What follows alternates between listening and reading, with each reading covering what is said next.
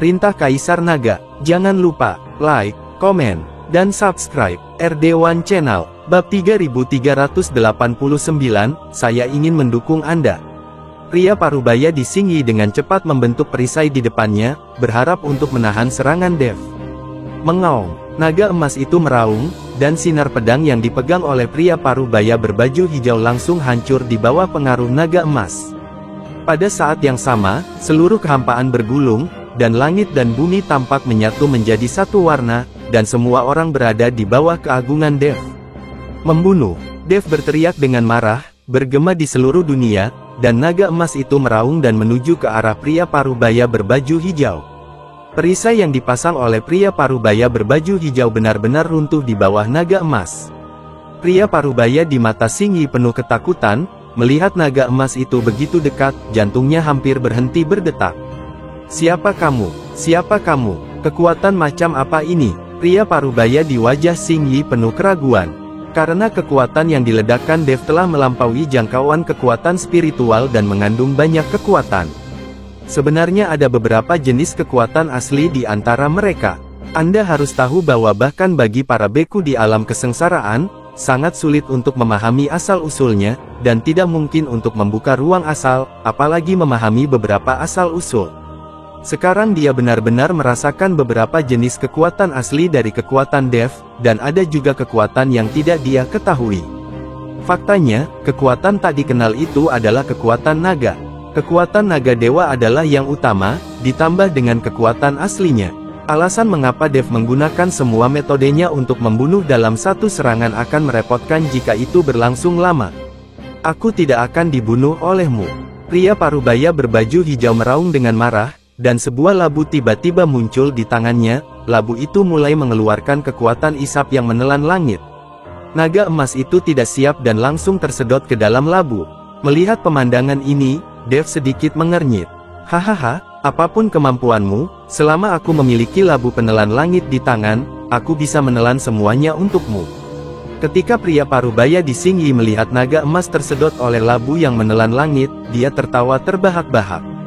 Dev melihat labu di tangan pria itu dan tahu bahwa labu itu jelas bukan benda fana, itu pasti harta spiritual surgawi dan senjata ajaib. Bagaimanapun, dunia surga dan umat manusia pernah menjadi medan perang bagi banyak dewa dan iblis, jadi wajar jika harta spiritual beberapa makhluk abadi jatuh dan diambil oleh orang lain. Jangan terlalu senang terlalu cepat. Setelah Dev mengatakan itu, dia mengangkat lagi pedang pembunuh naga di tangannya. Pedang pembunuh naga dikelilingi oleh kekuatan naga, dan naga emas terlahir kembali. Pria Parubaya di Singgi tiba-tiba terlihat panik saat melihatnya. Naga emas yang dihasilkan oleh pedang pembunuh naga Dev hanyalah kekuatan kental dari naga dewa, bukan naga emas asli. Jadi meskipun pria Parubaya berbaju hijau memegang labu yang menelan langit di tangannya, itu adalah sedikit gunanya. Naga emas itu meraung lagi, dan pria Parubaya di Kini buru-buru membuka labu yang menelan langit. Jinlong tersedot lagi, dan pria Parubaya di Kini tampak bangga. Namun tak lama kemudian, senyuman itu membeku di wajahnya, karena setelah naga emas itu, beberapa cahaya pedang langsung menembus tubuhnya. Naga emas tadi hanyalah kedok, setelah naga emas, sinar pedang itu adalah jurus pembunuh. Melihat tubuhnya yang menembus, pria Parubaya di Kini menatap kosong ke tubuhnya, matanya penuh rasa tidak percaya. Bagaimana ini bisa terjadi? Bagaimana ini bisa terjadi? Pria Parubaya di Singgi tidak percaya bahwa dia begitu mudah tertusuk pedang. Kakak, orang-orang dari Sekte Tianlang semuanya terkejut saat melihat kakak laki-laki mereka ditembus. Engah, seteguk darah muncrat, dan aura pria Parubaya berbaju hijau mengalir dengan cepat. Dia memandang Dev dengan tidak percaya, dan akhirnya ekspresinya menjadi sangat ganas. Bahkan jika aku mati, aku akan memelukmu di punggungku. Labu di tangan pria Parubaya di Singgi mulai memancarkan cahaya dan bertambah besar lagi. Bab 3390, meledak. Ketika Dev melihat ini, dia tidak bisa menahan cemberutnya. Dia tahu bahwa orang ini ingin meledakkan labu yang menelan langit di tangannya. Cepat mundur, Dev segera menarik Luosi dan ingin membawa Luosi pergi. Tapi sudah terlambat, labu yang menelan langit memancarkan ribuan aura dan hampir meledak. Dev hanya bisa mengaktifkan tubuh emasnya yang tidak bisa dihancurkan, lapisan cahaya keemasan untuk melindunginya di depannya, dan kemudian melindungi Luo Xi di belakangnya. Ledakan, labu yang menelan langit meledak, dan kekuatannya sebanding dengan bom udara. Dalam sekejap, senjata yang tersebar di tanah terlempar seperti anak panah, bumi retak, dan lingkaran sihir yang dibuat oleh Dev juga menghilang seketika. Gelombang udara yang membumbung ke langit langsung menghempaskan Dev. Untungnya, dia memiliki tubuh emas yang tidak bisa dihancurkan untuk melindunginya, dan kekuatan fisik Dev mencegahnya terkena kamar dagang. Luo Xi, yang dilindungi oleh Dev, tidak terluka sama sekali, tapi terlempar jauh dan terlihat sangat malu. Tetapi anggota sekte Tianlang lainnya berada dalam kesengsaraan, mereka terlempar oleh gelombang udara ledakan, dan banyak orang langsung terbunuh atau terluka, hanya sedikit yang bernapas yang terluka parah. Saya harus mengatakan bahwa pria parubaya di Xingyi sangat kejam, untuk membiarkan Dev dikuburkan bersamanya dan untuk mencegah Dev mendapatkan labu penelan langit, dia bahkan mengabaikan adik-adiknya.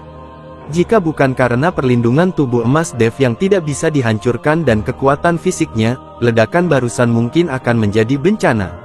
Nona Luo, kamu baik-baik saja? Dev bertanya pada Luo Xi. Tidak apa-apa, terima kasih Tuan Dev. Jika Anda tidak melindungi saya dari depan, saya pasti sudah lama mati. Luo Xi tahu bahwa tanpa Dev, dia pasti sudah lama mati. Tidak apa-apa, setelah Dev selesai berbicara, dia segera berlari kembali. Dia ingin melihat apa yang terjadi pada telur makhluk roh. Akan sangat disayangkan jika telur makhluk roh terkena dampak ledakan. Ketika Dev kembali, pemandangan sudah berantakan, ada lubang besar di tanah, dan tumpukan senjata berserakan jauh. Beberapa senjata bahkan berubah menjadi bubuk dan menghilang tanpa bekas.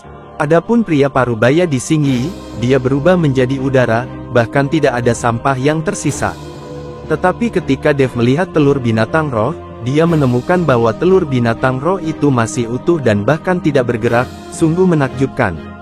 Anda harus mengetahui kekuatan ledakan barusan, bahkan biksu tingkat 8 di alam kesengsaraan akan terlempar jauh, tetapi telur makhluk roh tidak bergerak sama sekali. Dev melangkah maju untuk mengambil telur binatang roh dan memeriksanya, tetapi ketika dia memikirkan cahaya warna-warni yang akan memancar ketika dia menyentuh telur binatang roh, Dev berhenti dan tidak berani bergerak. Jika seseorang dengan niat jahat tertarik saat ini, Dev mungkin tidak dapat menghadapinya. Setelah pertarungan dengan pria parubaya berbaju hijau, Dev hampir kehabisan tenaga dan sekarang dia sangat membutuhkan pemulihan. Sambil berpikir, Dev memasukkan telur makhluk roh itu langsung ke dalam ring penyimpanan. Bagaimanapun, kita tidak bisa tinggal di sini lagi, dan senjatanya telah hancur berkeping-keping, dan energi peri asli yang kaya sudah tidak ada lagi, jadi Dev tidak perlu tinggal lebih lama lagi. Luo Xi juga datang saat ini. Melihat pemandangan itu, dia sangat ketakutan. Jika bukan karena Dev, dia tidak tahu apa yang akan terjadi padanya. Tuan Dev, ayo pergi. Ledakan barusan mungkin akan menarik banyak orang. Luo Xi mengingatkan Dev. Oke, Dev mengangguk dan bersiap untuk pergi bersama Luo Xi. Tolong. Beberapa anggota sekte Sirius yang terluka parah tetapi tidak mati meminta bantuan. Dev melirik anggota sekte Sirius yang terluka parah, lalu memandang Luo Xi, lalu berjalan ke samping sendirian. Dia tahu apa yang akan dilakukan Luo Xi selanjutnya, jadi dia tidak ingin memberikan tekanan pada Luo Xi dari samping. Ketika Dev berjalan ke samping, Luo Xi menghampiri anggota sekte Sirius dengan kemarahan di matanya. Bab 3391 Mata Tianming. Pedang panjang di tangannya lewat, dan kepala anggota sekte Sirius yang terluka parah terbang tinggi dalam sekejap dan berguling ke tanah. Di dunia para dewa dan manusia, tidak ada yang akan berbelas kasihan, dan tidak ada yang akan baik terhadap wanita. Karena kisah petani dan ular dimainkan setiap saat di dunia para dewa dan manusia. Tidak ada seorang pun yang tahu bagaimana cara bersyukur. Hanya sedikit orang yang tahu bagaimana cara bersyukur, apalagi dalam menghadapi manfaat yang mutlak. Luo Xi membunuh semua orang di sekte Tianlang, dan merasa lega saat dia menghela napas berat. Ayo pergi, aku khawatir seseorang akan datang. Dev menelepon Luo Xi dan pergi. Saat Dev dan yang lainnya pergi, semburan kabut hitam bergulung, dan kemudian kabut hitam itu berubah menjadi tangan besar, merobek lubang di kehampaan. Seiring dengan hembusan nafas, sesosok tubuh perlahan muncul dari kehampaan. Orang ini adalah Qi Peijia. Ledakan tadi menarik Qi Peijia. Dan di samping Qi Peijia, ada Liu Shuei yang tampak pucat. Setelah orang ini menggunakan teknik pelarian darah untuk melarikan diri, levelnya turun langsung ke alam kesengsaraan tingkat ketiga, dan auranya jauh lebih lemah, dia tampak seperti sakit parah. Huan Qi, suara tadi terdengar seperti sesuatu yang meledak. Ledakan apa yang membuatnya begitu menakutkan? Liu Shuei bertanya pada Qi Peijia. Qi Peijia tidak berbicara, tetapi melihat pemandangan berantakan di sekitarnya, serta senjata compang camping berserakan di tanah. Senjata-senjata ini sendiri semuanya tidak lengkap, hanya terkena ledakan, dan banyak di antaranya sudah compang camping. Ada beberapa mayat di sana, lihat siapa mereka. Qi Peijia menemukan mayat orang-orang dari Sekte Tianlang, jadi dia berkata kepada Liu Shuei. Liu Shuei mengangguk, lalu pergi untuk memeriksa dan menemukan identitas pihak lain dari pakaiannya. Huan Qi, ini semua adalah orang-orang dari Sekte Tianlang. Beberapa orang jelas terkena dampak ledakan dan meninggal dengan organ dalam mereka hancur, tetapi beberapa orang dipenggal kepalanya. Liu Shuei berkata dengan hati-hati. Qi Peijia melihat ke arah orang mati, lalu ke tempat kejadian, lalu perlahan menutup matanya, dan dengan lembut menyilangkan dahinya dengan satu tangan. Saat dahi Qi Peijia bersinar terang, ada mata ekstra di dahi Qi Peijia, seperti Erlang Shen. Melihat pemandangan ini, Liu Shuei sangat ketakutan hingga dia menelan ludahnya. Mata Qi Peijia di dahinya mulai berkedip, dan tak lama kemudian dunia menjadi abu-abu di mata Qi Peijia. Dan di dunia kelabu ini, semua yang baru saja terjadi telah meninggalkan bayangan. Tian Ningyan. Wajah Liu Shuei penuh dengan keterkejutan. Kalian pasti tahu bahwa mata Tianming ini adalah keterampilan rahasia klan iblis. Konon sudah lama hilang. Dia tidak mengerti bagaimana Qi Peijia bisa memiliki mata Tianming. Namun, Liu Shuei mengambil keputusan saat ini dan harus mengikuti Qi Peijia dengan baik dan melayani Qi Peijia dengan baik. Mungkin Qi Peijia bisa membantunya pulih setelah medan perang para dewa dan iblis ditutup. Setelah beberapa saat, mata di dahi Qi Peijia perlahan menghilang, lalu dia perlahan membuka matanya. Ternyata yang melakukannya adalah anak bernama Dev. Orang ini sungguh beruntung. Dia tidak tahu harta apa yang didapatnya, jadi dia menyimpannya dan melarikan diri. Qi Peijia berkata dengan dingin. Apakah Dev yang melakukannya? Liu Shuei tercengang. Tuan Qi, kekuatan macam apa yang mampu dilakukan Dev untuk membunuh begitu banyak biksu Sekte Tianlang? Saya tidak bisa melihat proses pertarungan mereka, tapi biksu yang dipenggal itu adalah Na Luosi. Sepertinya saya ingin meningkatkan kekuatan mata Tianming secepatnya, tapi waktu untuk melihatnya sekarang masih terlalu singkat. Qi Peijia sedikit mengernyit. Jika matanya lebih kuat kali ini, dia akan dapat melihat Dev dan yang lainnya bertarung, dan dia juga akan dapat memahami bagaimana Dev melakukannya dan mengalahkan biksu Sekte Tianlang ini. Lalu apa yang harus kita lakukan selanjutnya?